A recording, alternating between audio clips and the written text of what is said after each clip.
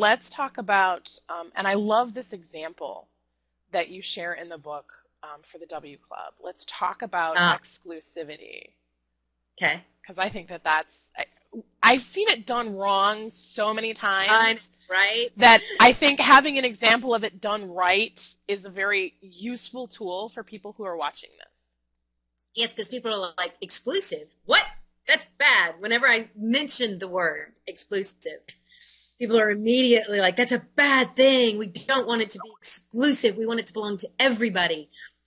And you know as well as I do that when you do anything that is meant for everyone, what happens? No one comes.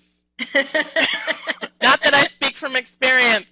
Or anything. No. None of us have ever had that happen. And we want to belong to things that we know are for us. And we're all just snobby enough that we want to know that the people in it are like us and had to do what we had to do to get in it. We're snobby like that. We can wish we weren't like that all we want. Yeah, definitely. But that's human nature. And by building some exclusivity and really clearly delineating who this community is for, also delineates who it isn't for. And it is to your advantage for people to find out it's not for them. That's a good thing. Because otherwise you wind up with people in your community who are then mad and sour and upset because they're in this community and they don't belong there. And guess who eats up all your time and energy? The people who do belong there? No. The people who don't. Definitely. So it is to your advantage, and you're doing that very well with your community to say this is who it's for, very clearly with very sharp edges, not painful edges, just it's clear. When I come to your site, I know instantly this is for me or this is not for me.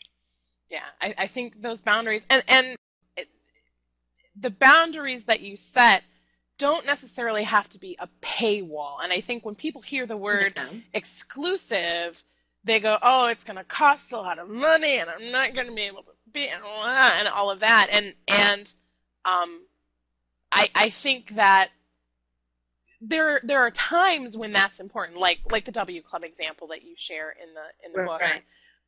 But also, like you said, I mean, just being really clear on your website, this is who I work with, this is who I talk to, this is who my message is for, and then seeing who shows up to go, yeah, I really resonate with that. Okay, I am speaking their language. Okay, I am on the right track. Right. So.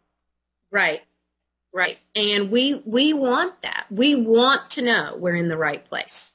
Yes, definitely. And the more you can help people know whether they are or are not in the right place, the more service you're being in the world. And that's important. I'm going to step on my own little soapbox for a minute. That's important for a creative entrepreneur, someone who's trying to build a noble empire.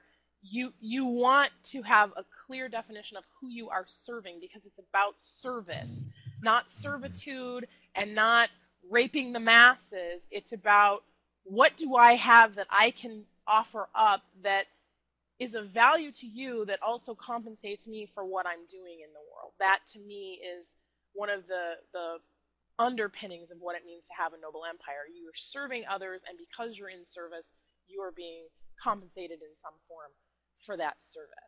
So, right. So I love that. And speaking of love, that's another one of your accelerators. Love your community.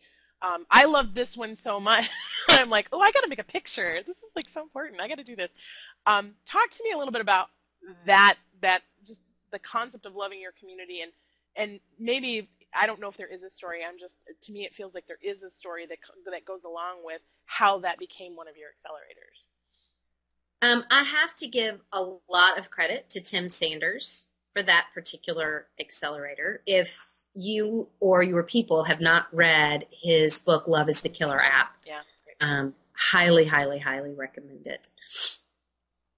And as I was making my list of accelerators, and I was, when you're working with me, I'm very nitty gritty. I'm very linear. I'm very strategy. and I tend to lose sight of the bigger things that are important to me. And so as I was working through this list, and of course I was comparing my list to Escaping Mediocrity all along the way. Is every single accelerator in Escaping Mediocrity? I don't think so, but I still wanted to compare it because that's the community that is the nearest and dearest to me. And so I got my list, and there were 10. Like 10. And I was reading over them. I'm like, there's something missing. There's something missing. And as I was going over what is present in Escaping Mediocrity and what people tell me about Escaping Mediocrity, is that there's a lot of love present there. Not just from me to them, but amongst the community members. There's just a lot of love present.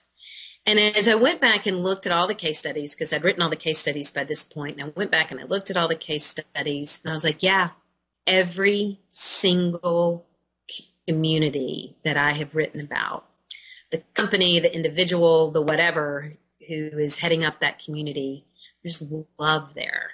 And if there's not love there, fierce loyalty is never going to happen. That's what I know to be true. All right, so we've got just a couple of minutes left, but there's one thing that I wanted to talk about because we don't get to hear about this from authors very often. And I know you worked with some heavy hitters, Elizabeth and Janet, yet you opted for self-publishing. And there's been a lot of talk about the value of self-publishing versus a traditional publishing house. But I'm curious about your strategy and what made you choose to self-publish and do things the way you did. Part of it was speed to the market.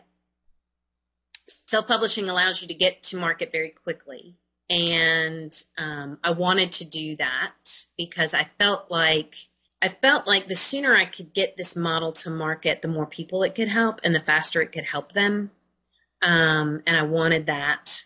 And this is very selfish, but very selfishly, I also wanted to begin to own that space of fierce, I wanted fierce loyalty to be part of my noble empire. And I wanted to claim that. And self-publishing allows you a lot of flexibility and freedom in doing that. It also allows you to keep control of your stuff.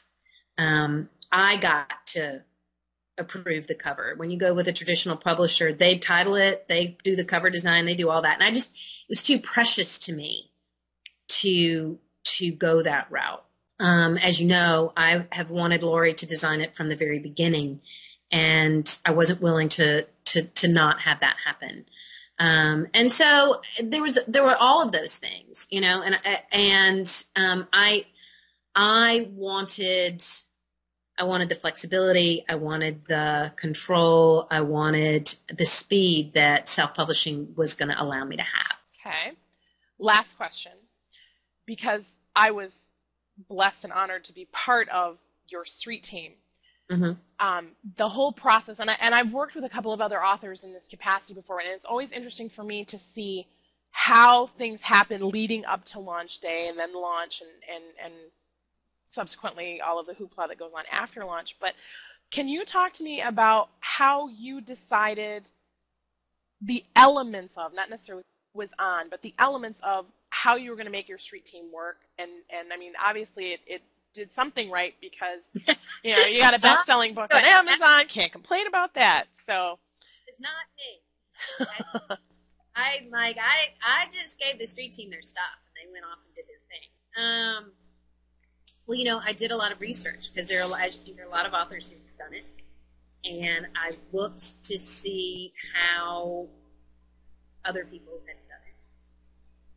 I was a part of Seth Godin's street team, however long ago that was, for Domino Project. So I got to learn from that perspective what worked and what didn't work when you've got a street team, particularly around a book.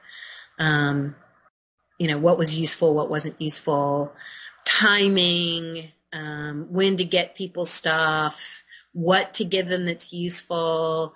And so I did a lot of that, and I wanted to make it as simple and easy for street team members to talk about the book as I possibly could. So as you know, I built a lot of collateral material for you guys very, very early so that you would have it. And if all you had time to do was cut and paste stuff, you could do that. Or if you wanted to cut and paste it and add a few of your own words, you could do that. Or if you wanted to just do it all yourself, you could do that too. But I wanted there to be enough material created that that job was super, super simple for people to execute. So that's how I made my decisions. Okay. And your end result, if you could just kind of recap for us the milestones that you've hit since this book has launched so that people can kind of see what's happened. I mean, I know you're not one to brag much, but this is important. This is important for other people to hear who want to do this at some point. And they need to know that, you know, if you do the work, here are the results. On launch day, on the very first day, we hit number 1 in the Kindle store for in the customer service category. And then just this past week, we hit number 1 in hot new releases. And it was actually the print book that hit number 1 in hot new releases. We're in there with a whole bunch of Kindles books, but it was the print book that hit that. And I checked last night, and we're number 65 in print books. We're number 65 in organizational behavior. 65 sounds like a large number, but not when there are a gajillion million books out there. Right, right.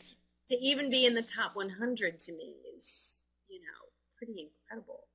And we're number 65. I checked last night. And this is like 3 weeks since you launched, so it's not like it's, you know, in that 48-hour window, because you hear a lot about authors who do this huge push, you know, we got to sell 2,000 copies on launch day, you know, that way our publisher will blah, blah, blah, and yet at the same time, 2-3 weeks later, that book's like off the radar. Nobody even has heard of it. They're like, what book? It launched when? What was it called? And you know, it's been 3 weeks and you're still hitting milestones. So yeah, so that's pretty awesome. Congratulations on that. It's actually it's pretty neat. I can imagine. And I'm gonna waggle my I told you so finger just for a minute, because for several years now, this is one of the things that has been Sarah's sweet spot, is building communities, and I think I told you last year sometime-ish, you know, that's really your genius work, is wrangling people and getting them to do stuff, and, you know, that mission, you know, lighting a fire under their butts, and, you know, you've done. Makes me like. Well, you're a little bit of a taskmaster, but a taskmaster with love. But I mean, you did several different blog series that just, I mean, created these huge outpourings of people coming together and talking. I'm like, that is so, it's so what you're good at, and it's gratifying for me to be able to see you bringing that gift to the world. I mean, from a Noble Empire's perspective, when you have a message, when you have a voice that needs to be heard in the world, that people are crying out for, when you're not sharing it, you're doing a disservice not only to yourself, but to all the people who need to hear it. So it's beautiful to see not only you putting it out in the world, but to see it so well received. So that's, I mean, it's just like, yay! It gives me hope. Yay! So congratulations on all of the great feedback that you've gotten on the book, and I'm sure there'll be plenty more. Any last words, anything you want to add, say, or otherwise comment on before we wrap today? The only thing I would say, I already know you're doing this, but the who is watching this interview, is don't let this be theoretical knowledge, please. Theoretical knowledge isn't going to get you a community, much less a fiercely loyal community.